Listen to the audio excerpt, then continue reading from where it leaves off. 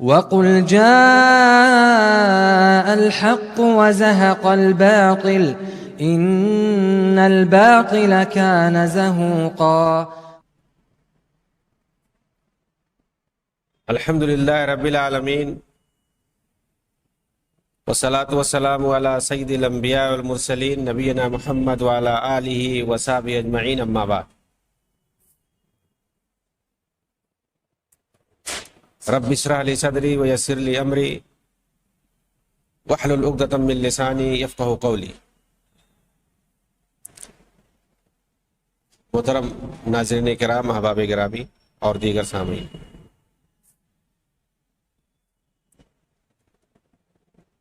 خودکش بمباری کو جائز بتانے کے لیے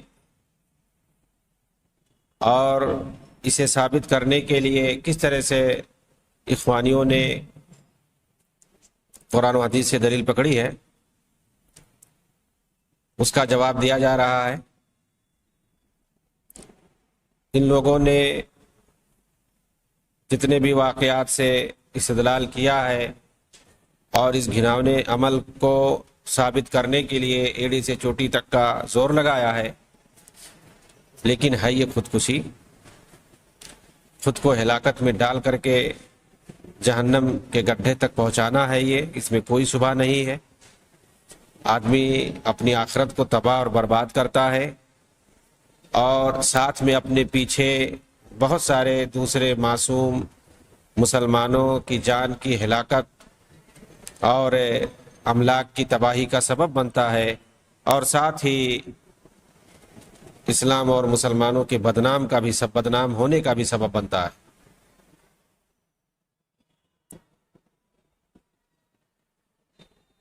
انسان پر حالات مختلف ہوتے ہیں، کبھی اللہ تعالیٰ اس کو طاقت نصیب کرتا ہے، پاور نصیب کرتا ہے، کبھی اللہ تعالیٰ اسے کمزور کر دیتا ہے۔ ہر دو حالت میں انسان کو اسی مصلحت کے حساب سے رہنا چاہیے۔ ہم خود نبی صلی اللہ علیہ وسلم کی زندگی کو دیکھ سکتے ہیں۔ وَلَكُمْ فِي رَسُولِ اللَّهِ أُسْوَةٌ حَسَنَةٌ، رسول اللہ صلی اللہ علیہ وسلم کی زندگی ہمارے لیے اسوہ حسنہ ہے، بہترین نمونہ ہے۔ 13 سال آپ نے مکہ کے اندر گزارے، 10 سال مدینہ کے اندر۔ دونوں جگہوں کے حالات الگ الگ تھے، مختلف تھے۔ مکہ میں آپ جب تک رہے وہ حالت کمزوری کی حالت میں وہاں آپ تھے۔ مدینہ میں آپ جب تک رہے وہاں دھیرے دھیرے آپ کو مضبوطی آئی، اللہ نے آپ کو استحکام عطا کیا، طاقت دی۔ آپ دیکھیں دونوں جگہ آپ کا عمل مختلف رہا ہے۔ مکہ میں جب تک آپ رہے دشمنوں پر کبھی حملوں کی اجازت نہیں دی، نہ ہی دشمنوں کو متفقہ قتل کی اجازت دی، بلکہ ہمیشہ صبر و ضبط سے رہنے کی تلقین کی۔ دوسرے یہ کہ مدینہ میں آ کر اجازت بھی دی اور دشمنوں پر حملہ بھی کیا، تو اس طرح کسی کو ہلاکت میں جان ڈالنے، یعنی اپنے ہاتھ سے اپنی جان لینے کی اجازت کبھی نہیں دی۔ یہ بھی بات سمجھنے والی ہے کہ مدینہ میں حملہ کرنے کی اجازت آپ نے دی ہے اور خود آپ نے حملہ کیا ہے فوج کے ساتھ، لیکن دوسروں کو صرف مارنے کی اجازت دی ہے، دشمنوں کو خود اپنی جان لینے کی اجازت نہیں دی ہے۔ دوسروں کو مارنا اور دوسروں کے ہاتھ سے مارا جانا یہ الگ بات ہے، اس کو شہادت کہتے ہیں۔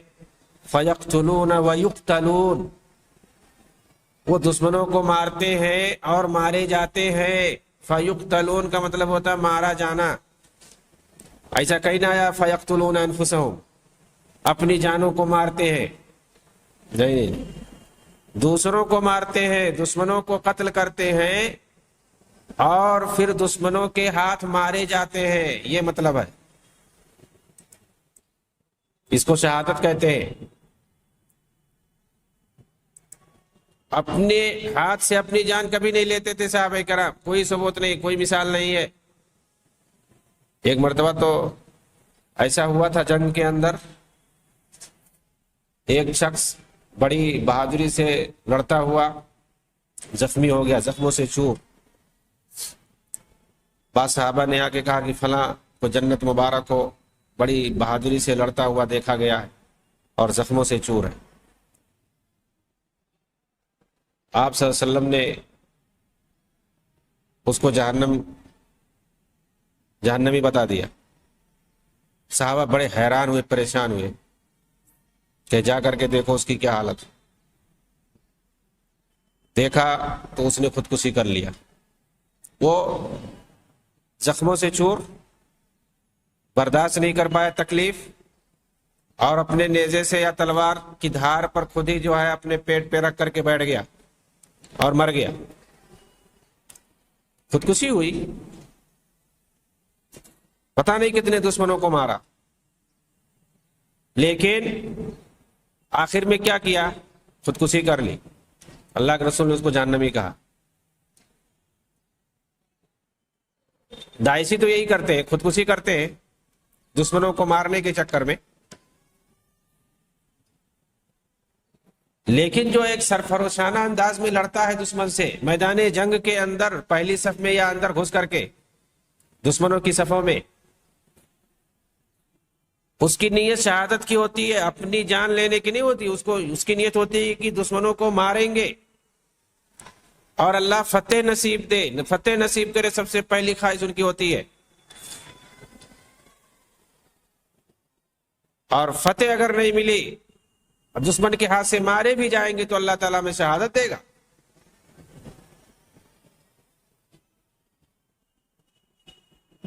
اور شہادت کا امکان ہمیشہ بہت کم رہتا تھا، ہمیشہ فتح نصیب ہوتی تھی، کبھی کبھی شہید بھی ہو جاتے تھے۔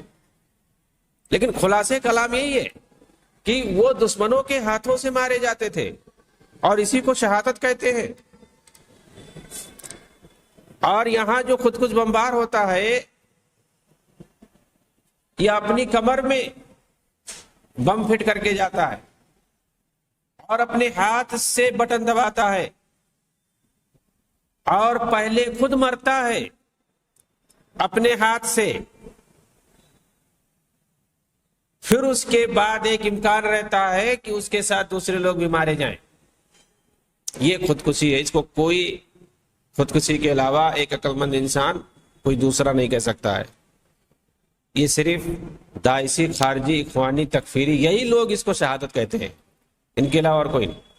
اور جو صحابہ کے واقعات ہیں مجاہدانہ، جنہوں نے کردار ادا کیا سرفروشانہ انداز میدان جنگ کے اندر دشمنوں کی صفوں میں لڑا جا کر، اس سے دلیل بناتے ہیں۔ تعجب ہوتا ہے یہ بزدل چور جو چپ کر کے کئی بھیڑ روڑ میں کسی کو پتہ نہیں رہتا ہے، وہاں معصوم لوگ رہتے ہیں، 99% معصوم رہتے ہیں، وہاں پر جا کر کے یہ حملہ کرتے ہیں، کہاں اور استدلال کرتے ہیں۔ بہرحال ان کی ہم دیکھتے ہیں اگلی دلیل کیا ہے، 5ویں دلیل۔ خود کچھ بمباری کو یہ لوگ شہادت، استشہادی عمل کہتے ہیں، یعنی شہادت والا عمل قرار دیتے۔ کیا استدلال کرتے ہیں اس کے لیے؟ مسند احمد کی ایک روایت ہے، 18477 نمبر حدیث۔ نبی اسحاق قال قلت للبراء الرجل يحمل على المشركين أهو ممن ألقى بيده للتهلكة؟ قال لا، لأن الله عز وجل بعث رسوله صلى الله عليه وسلم فقال فقاتل في سبيل الله لا تكلف إلا نفسا إنما ذاك في النفقة۔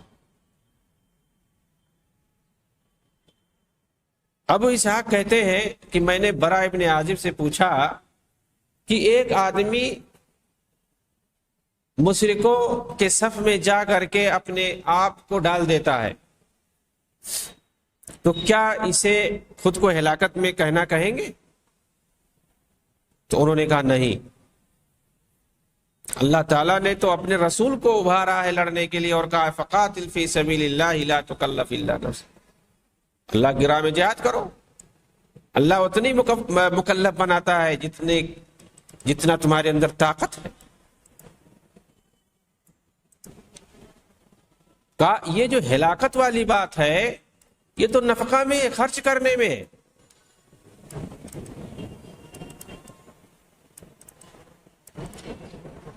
تو اس روایت سے انہوں نے استدلال کیا. وجہ استدلال کیا ہے کہ اگر دشمنوں کی صف میں کوئی آدمی گھس کر کے حملہ کرتا ہے تو اسے ہلاکت نہیں کہیں گے. کیا کہیں گے؟ شہادت کہیں گے. پہلی بات یہ کہ اس روایت کی سند میں دو راوی ابو بکر ابن ایاس بن سالم اور ابو اسحاق سبی دونوں متکلم فی ہیں. ایک سوء حفظ کا شکار اور دوسرے اختلاط، اور یہ دونوں چیزیں روایت کے ضعیف ہونے پر دلالت کرتی ہیں. تو سند کے اعتبار سے دیکھا جائے تو یہ روایت صحیح نہیں ہے. دوسرے یہ کہ اگر اس روایت کو صحیح مان لیا جائے تو بھی اس کے اندر ان لوگوں کے لیے خود کش حملوں پر کوئی دلیل نہیں ہے، کیونکہ یہ روایت اس شخص کے بارے میں ہے جو اپنی جان اپنے ہاتھوں سے نہیں لیتا اور نہ ہی ہلاک ہونے کا یقین ہوتا ہے، بلکہ ایک احتمال ہوتا ہے. جبکہ یہ داعشی خودکشی کرتے ہیں باقاعدہ اور ان کے مرنے کا 100% یقین ہوتا ہے، اور دشمنوں کے مرنے کا ایک احتمال ہوتا ہے معمولی. تیسرے کہ میدان جنگ کا نقشہ بتا رہا ہے جہاں مسلمانوں کی ایک منظم فوج ہوتی ہے جن کے سامنے کچھ لوگ یا ایک دو لوگ سرفروشانہ انداز میں دشمنوں سے لڑتے ہوئے میدان جنگ میں نکل جاتے ہیں دشمنوں کے صف میں. ظاہر سی بات ہے ایک منظم فوج ان کا دفاع کرتی ہے اور ان کے سامنے لڑتے ہیں لوگ، ایک یا دو یا جتنے بھی لوگ، اور پہلی صف والوں کو تو جانا ہی ہے ان کے صفوں میں گھس کر کے لڑنے کے لیے. اس میں کون سی بات ہے؟ اور یہ کہ وہ تو بھئی تلوار سے ہتھیار سے لڑنے کے لیے جاتے ہیں، مارنے کے لیے پورے اسباب کے ساتھ. ان کے ہاتھ میں ڈھال ہوتے ہیں، وہ زرہ پہنے رہتے ہیں، خود پہنے رہتے ہیں، ساری چیزیں جو اسباب حفاظت ہے سب کو اپنا کے جاتے ہیں اور دشمنوں پر حملہ کرتے ہیں ان کی صفوں میں گھس کر کے. اس کو ہم خود کش بمباری پر کیسے دلیل بنا سکتے ہیں کہ جہاں مسلمانوں کی کوئی منظم فوج نہیں ہوتی ہے، دفاع کرنے والی کوئی طاقت نہیں، بلکہ ایسا آدمی تو صرف اپنی جان گنوا کر مزید دوسرے غیر مسلح معصوم مسلمانوں کی جان کے لیے خطرہ بنتا. یعنی کسی بھی اعتبار سے دونوں میں کوئی توازن، کوئی موافقت نہیں ہے، بلکہ مکمل طور سے قیاس مال فارق موجود ہے. تو جنگ والی میدان جنگ والی روایتوں سے استدلال کرنا کسی طور پر ثابت نہیں، صحیح نہیں ہے، مناسب نہیں ہے. آئیے دیکھتے ہیں ان کی اگلی دلیل کیا. چھٹی دلیل صحیح مسلم کی روایت ہے. ایک طویل واقعہ ہے جس میں ایک جادوگر، ایک بادشاہ اور ایک لڑکے کا قصہ ہے. مشہور واقعہ ہے.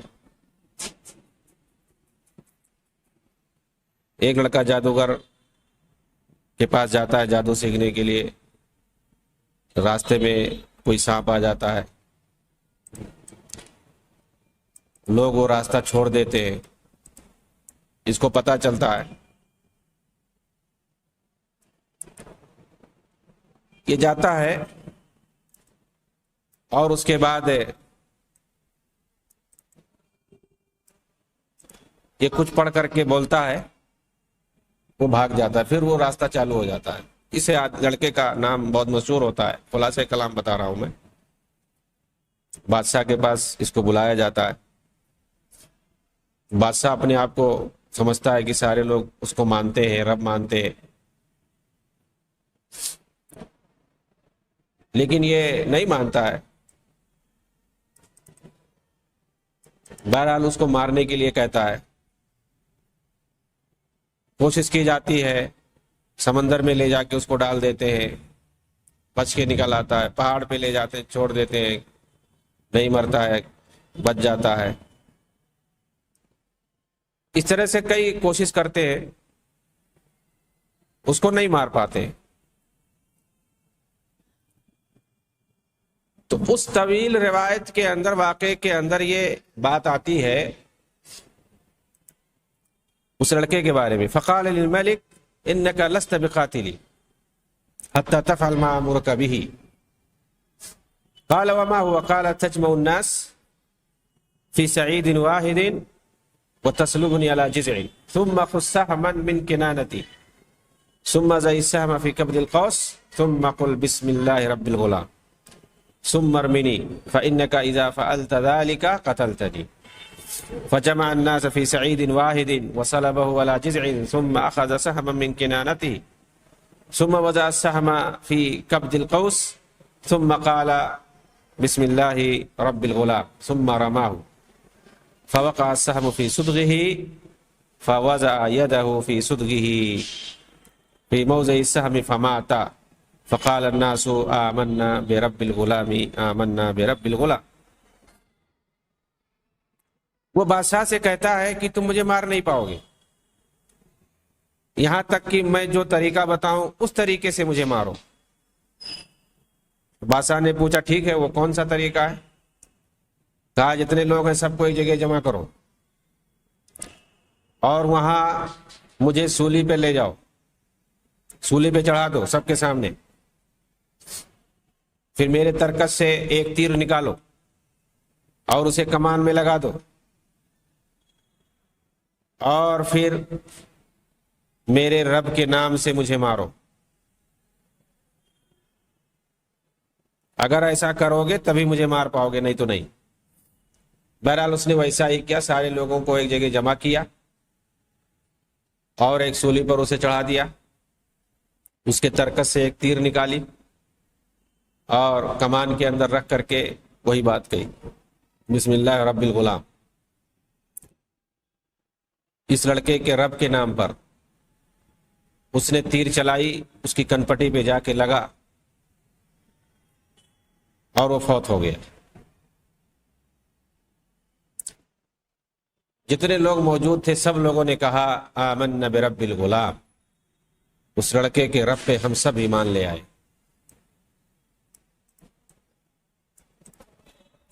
صحیح مسلم کے اندر واقعہ تفصیل سے موجود ہے. سلمان عودہ جیسے لوگوں نے اس روایت کو خود کش دھماکوں کے لیے دلیل بنایا، اس واقعے کو، کہ کس طرح اس لڑکے نے اپنی جان دے کر سب کے لیے ایمان لانے کا سبب بن گیا. حالانکہ کئی اسباب سے یہ استدلال باطل ہے. اس سے واقعے سے خود کش بمباری کے لیے ہم دلیل نہیں بنا سکتے. کیسے؟ پہلی بات یہ کہ اس قصے کے اندر یہ واضح تھا کہ لوگ اس کی قربانی کے بعد ایمان لے آئیں گے. لڑکے کو یہ معلوم تھا اور اسی مصلحت سے اس نے بادشاہ سے یہ چال چلی تھی. گویا یہاں مصلحت راجحہ موجود ہے، جبکہ خود کش دھماکوں میں اس کے بالکل برعکس ہوتا ہے. آدمی اپنی جان خود لیتا ہے، جس سے کبھی کبھی دشمنوں کا جانی و مالی نقصان ہوتا ہے. جتنا نقصان ہوتا ہے اس کا کئی گنا زیادہ دشمن مسلمانوں کا نقصان پہنچا دیتا ہے، بالخصوص فلسطین کے اندر. گویا یہاں مفسدہ کبرا اور وہاں مصلحت کبرا، دونوں میں کوئی توازن نہیں. دوسرا یہ کہ لڑکے نے خود اپنے کو قتل نہیں کیا، بلکہ اسے بادشاہ نے تیر مارا. یعنی مصلحت راجحہ کی خاطر دشمنوں کے ہاتھوں شہید ہونا، جبکہ یہاں خود کش بمبار خود اپنے ہاتھوں سے جان لیتا، جسے خودکشی کہتے ہیں. تیسرا، لڑکے نے اپنی جان دی، جس کے نتیجے میں بادشاہ سمیت پوری قوم ایمان لے آئی. جبکہ یہاں ایک خود کش بمبار جب حملہ کرتا ہے اور اپنی جان ہلاکت میں ڈالتا ہے، تو اس کے نتیجے میں جب دشمن غیر مسلح کمزور مومنوں پر حملہ آور ہو کر انہیں جانی و مالی نقصان پہنچاتا ہے، اس کے نتیجے میں کبھی ایسا بھی ہوتا ہے کہ کیمپوں میں رہنے والے مسلمان فتنے میں مبتلا ہو جاتے ہیں. اور غیروں کی مدد کی وجہ سے اپنا دین عقیدہ کھو بیٹھتے ہیں، کیونکہ ایمان اور علم کی قلت اور معاصی کی کثرت جو ہے، یعنی دونوں میں معاملہ بالکل الٹا ہے۔ وہاں پوری ایک قوم کے ایمان لانے کی بات ہے اور یہاں مرتد ہونے کی بات ہے، خود کش بمباری کے نتیجے میں جو بھوکمری اور افلاس کی کیفیت پیدا ہوتی ہے۔ چوتھا یہ کہ ایک قتل سے انتقامی کارروائی کا کبھی خدشہ ہوتا ہے، جبکہ ایک قتل سے اس طرح کا کوئی خدشہ نہیں ہوتا، اور دونوں میں بڑا فرق ہے۔ تو بہرحال یہ جو جادوگر کا واقعہ ہے، اس سے ہم خود کش بمباری کے لیے جواز کسی صورت میں نہیں بنا سکتے۔ ان کے پاس سے اگلی دلیل کیا ہے؟ 7ویں دلیل ان کی مصنف بن ابی شیبہ کی، یہ بھی حدیث کی مشہور کتاب ہے، جلد نمبر 4 صفحہ نمبر 569۔ ابو سعید خدری رضی اللہ تعالیٰ عنہ کی روایت ہے، عن ابی سعید الخدری رضی اللہ تعالیٰ عنہ قال قال رسول اللہ صلی اللہ علیہ وسلم الذین یلقون فی الصف الاول فلا يلفتون وجوههم حتى يقتلوا اولئک يتلبتون فی الغرف العلی من الجنہ يضحك الیہم ربک ان ربک اذا ضحك الى قوم فلا حساب علیہ۔ سیدنا ابو سعید خدری رضی اللہ تعالیٰ عنہ سے روایت ہے کہ رسول اللہ صلی اللہ علیہ وسلم نے فرمایا، جو پہلی صف میں ڈال دیے جاتے ہیں، یعنی پہلی صف میں بھیج دیے جاتے ہیں، پھر اپنے چہروں کو نہیں پھیرتے یہاں تک کہ شہید ہو جاتے، یہی لوگ جنت کے اندر بالا خانوں میں عیش کریں گے۔ تمہارا رب انہیں دیکھ کر ہنسے گا، اور جب تمہارا رب کسی کو دیکھ کر ہنس دے اس کا کوئی حساب نہیں ہوتا ہے۔ اسی طرح کی روایت مسند احمد میں بھی ہے، الشہداء الذین یقاتلون فی سبیل اللہ فی الصف الاول ولا یلفتون بوجوہہم، یعنی وہ شہداء جو راہ خدا میں پہلی صف میں قتال کرتے ہیں اور کسی طرف دیکھتے نہیں ہیں یہاں تک کہ شہید ہو جاتے، یہی لوگ جنت کے اندر بالا خانوں میں عیش کریں گے۔ تمہارا رب انہیں دیکھ کر ہنسے گا، اور جب تمہارا رب کسی کو دیکھ کر ہنس دے اس کا کوئی حساب کتاب نہیں ہوتا ہے۔ یہ بھی میدان جنگ کی روایت ہے کہ وہاں پر کس طرح سے مجاہدین سرفروشانہ اگلی صف میں جا کر کے دشمنوں سے لڑتے ہیں اور شہید ہوتے ہیں۔ میدان جنگ والی روایت، ظاہر سی بات ہے یہاں بھی ان کے لیے کوئی دلیل نہیں ہے سلمان عودہ جیسے اخوانیوں کے لیے، کیونکہ اس روایت سے یہ ثابت نہیں ہوتا کہ جو مجاہد دشمنوں کے سامنے ایک منظم فوج میں پہلی صف کے اندر لڑتا ہے وہ غیر مسلح ہو کر اپنے بدن پر بم باندھ کر رہتا ہے، یا اسے وہاں اپنی ہلاکت کا یقین ہوتا ہے۔ ایسا کچھ نہیں ہوتا۔ جو پہلی صف میں ہوتے ہیں کیا وہ مرنے کے لیے ہوتے ہیں؟ وہ بہادر لوگ ہوتے ہیں، لڑنے کے لیے ہوتے ہیں، دشمنوں کو ختم کرنے کے لیے ہوتے ہیں، یہ نیت ہوتی ہے۔ مرنے کی نیت نہیں ہوتی ان کی کہ وہ ہلاکت، یعنی ان کو ہلاک کرنے کے لیے پہلی صف میں رکھا گیا ہے۔ تو اس طرح تو کمزور لوگوں کو رکھنا چاہیے، لیکن جو سب سے زیادہ بہادر ہوتے ہیں ان کو پہلی صف میں رکھا جاتا ہے۔ کیوں؟ دشمنوں کا نقصان پہنچانے کے لیے، دشمنوں کو مارنے کے لیے۔ میدان جنگ کس لیے قائم کی جاتی ہے؟ دشمنوں کو مارنے کے لیے۔ زیادہ سے زیادہ حدیث میں جہاد کی فضیلت ہے، میدان جنگ میں پہلی صف میں لڑنے کی فضیلت ہے، نیز وہاں بھاگنے کی مذمت ثابت ہوتی کہ وہاں میدان جنگ میں دشمنوں کا جب سامنا ہو جائے تو وہاں سے پیٹ پھیر کر کے بھاگنا یہ گناہ کبیرہ ہے، نہیں بھاگ سکتے، بھاگنے کی مذمت ہے، وعید آئی ہے، اور پہلی صف میں جا کر کے لڑنا اس کی فضیلت ہے، اللہ رب العالمین خوش ہوتا ہے۔ یہ ساری چیزیں بتائی گئی ہیں اس روایت کے اندر، اس سے ہم خود کش بمباری کے لیے استدلال کبھی نہیں کر سکتے۔ یہاں ایک طرف دشمنوں کی فوج ہے تو دوسری طرف مومنوں کی فوج ہے اور آمنے سامنے لڑائی ہو رہی ہے۔ ایسا نہیں ہے کہ ایک طرف دشمنوں کی فوج ہے یا دشمنوں کی بھیڑ ہے اور دوسری طرف میدان خالی ہے، کوئی نہیں ہے، بلکہ غیر مسلح کمزور مسلمانوں کی پوری آبادی ہے کہ اگر کوئی داعشی خودکش بمبار دشمنوں پر آ کے حملہ کرے اور ان کا کچھ نقصان پہنچا دے تو دشمن انتقامی کارروائی کر کے مسلمانوں کا ہزاروں گنا زیادہ نقصان پہنچا دیتا ہے. یہی ہوتا ہے فلسطین وغیرہ کے اندر.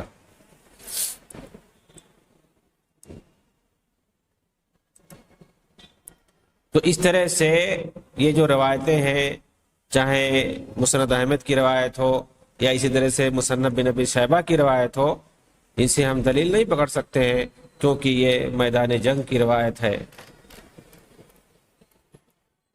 ان کی 8ویں دلیل کیا ہے؟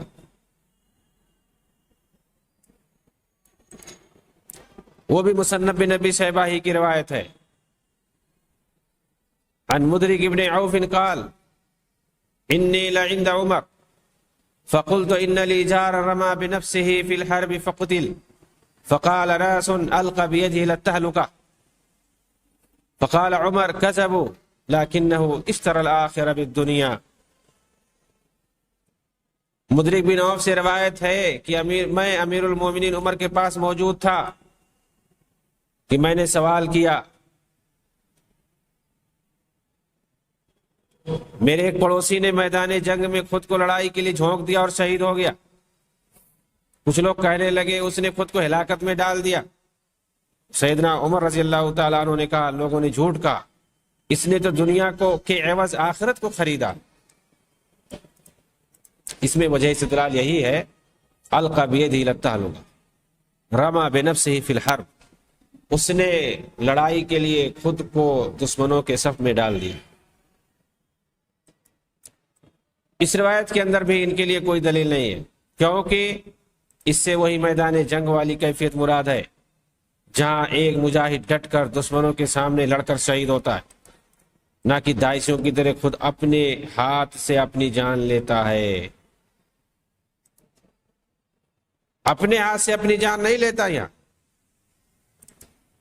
شیخ عبد الرحمن مبارک پوری نے توبۃ الاحوزی کے اندر اسی طرح کی حدیثوں کو ذکر کر کے وضاحت کرتے ہوئے لکھا ہے اما مسألۃ حمل الواحد على العدد الكثير من العدد فصرح الجمهور بأنه إن كان لفرط شجاعته وظنه أنه يرهب العدو بذلك أو يجرئ المسلمين عليهم أو نحو ذلك من المقاصد الصحيحة فهو حسن، ومتى كان مجرد تهور فممنوع، ولا سيما ان ترتب على ذلك وحن في المسلمين.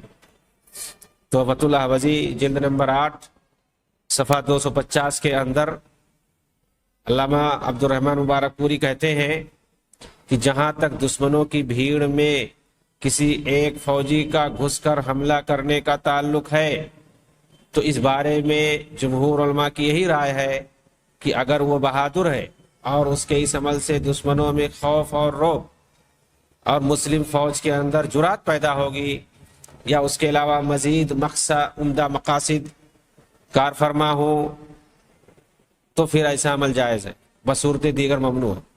بطور خاص اگر ایسا عمل صرف جنونی شخص کی طرف سے ہو اور اس کی وجہ سے مسلمانوں کا نقصان ہو تو ایسی صورت میں جائز نہیں ہے.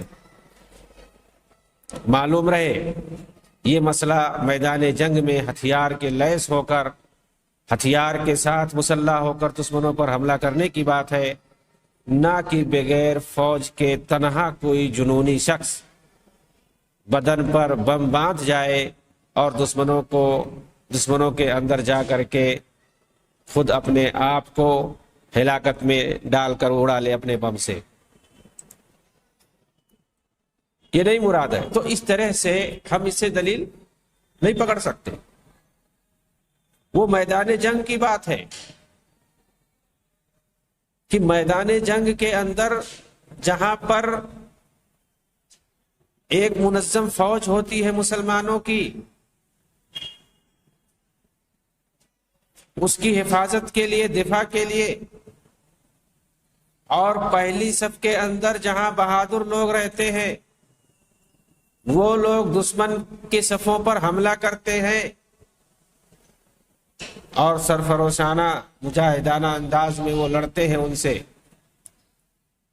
دشمنوں کو مار کر مارے جاتے ہیں. اس کو شہادت کہتے ہیں، خودکشی نہیں کہتے. خودکشی یہ ہے کہ آدمی اپنے ہاتھ سے اپنی جان کو لے، اپنی جان کو مارے، اور جان کا مارنا کہ کسی صورت میں جائز نہیں ہے، حرام ہے، چاہے اپنی جان ہو یا کسی کی بھی جان ہو، سب اللہ کی عبادت ہے۔ اور ایک جان کو مارنا پوری کائنات، پوری انسانیت کا مارنا ہے، جیسا کہ سورہ آل عمران کے اندر موجود ہے، سورہ مائدہ کے اندر موجود ہے۔